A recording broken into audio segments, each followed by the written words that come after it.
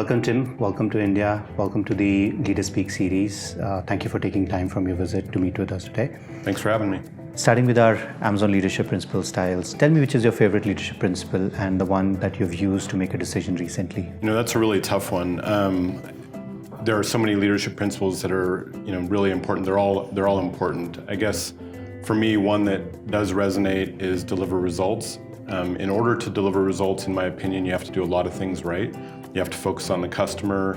You have to have a bias for action. You have to be right a lot. Many of the leadership principles come in to deliver results.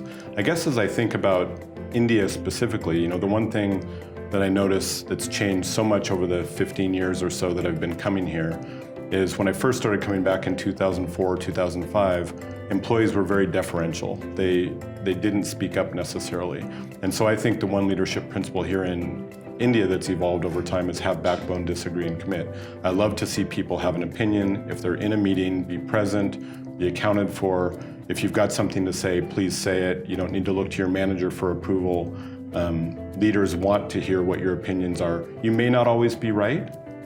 You might be right.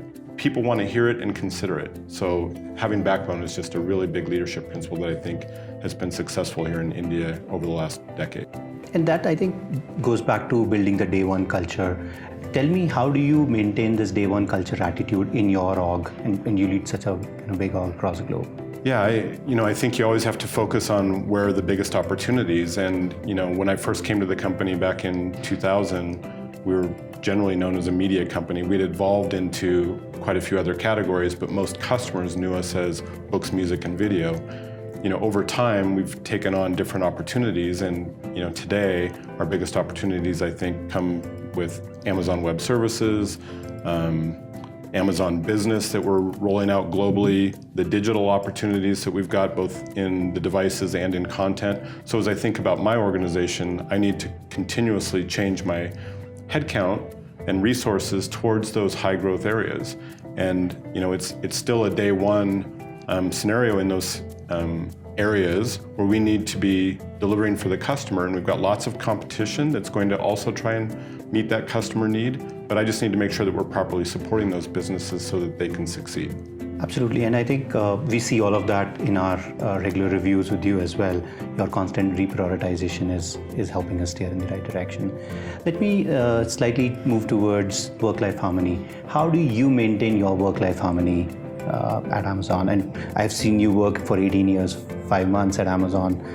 What's your secret of success? Yeah, I think you just have to remember, what's important. And, of course, work is important probably to every person that works at Amazon, and you want to be successful at Amazon. There are more ways than one to be successful. I don't think you have to necessarily be here from 7 in the morning until 7 at night.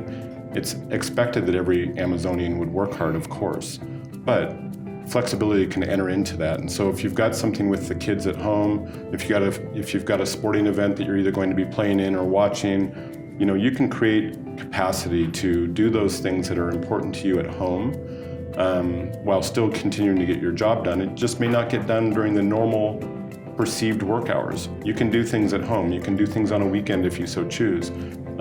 I think what's important for Amazonians is to give people they work with the flexibility to do what's important to them in the timeline that they want to do it.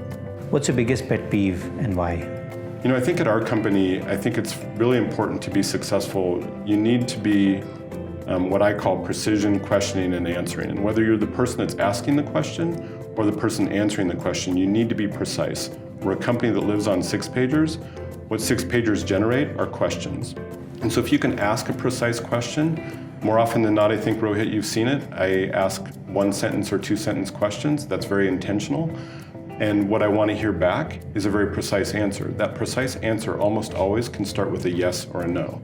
If it doesn't start with a yes or no, the answer starts to be very confusing, and you're not really sure when you're going to hear the answer to your question. So I guess I would encourage all Amazonians, whether you're the one asking or the one responding, be short, concise, and then if people want to hear more, they'll say, tell me more, or why do you think that? Or they will probe and want and pursue more. But start tight, start concise. That's fair, and we've seen that happen all the time in our reviews as well. Thank you, Tim, for your valuable insights and inputs. I really appreciate that. I appreciate you having me. Speaking to me. Thank you. Thank you.